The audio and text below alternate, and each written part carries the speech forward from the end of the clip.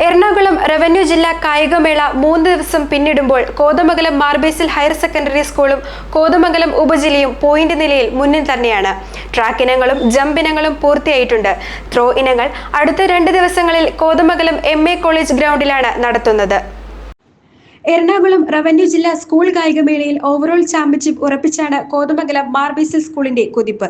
3-ാം ദിവസം മത്സരങ്ങൾ അവസാനിച്ചപ്പോൾ 168 പോയിന്റാണ് മാർബേസിലിനുള്ളത്.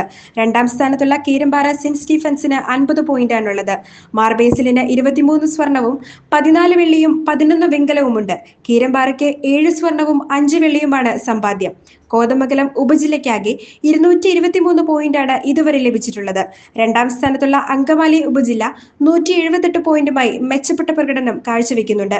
ട്രാക്കിലെ മത്സരങ്ങളും ജമ്പ് ഇനങ്ങളും പൂർത്തിയായി. അവശേഷിക്കുന്ന ത്രോ മത്സരങ്ങൾ ചൊവ്വാഴ്ചയും ബുധനാഴ്ചയും കോതമംഗലം MA കോളേജ് ഗ്രൗണ്ടിൽ വെച്ചാണ് നടത്തുന്നത്. News desk, Kothamangalam.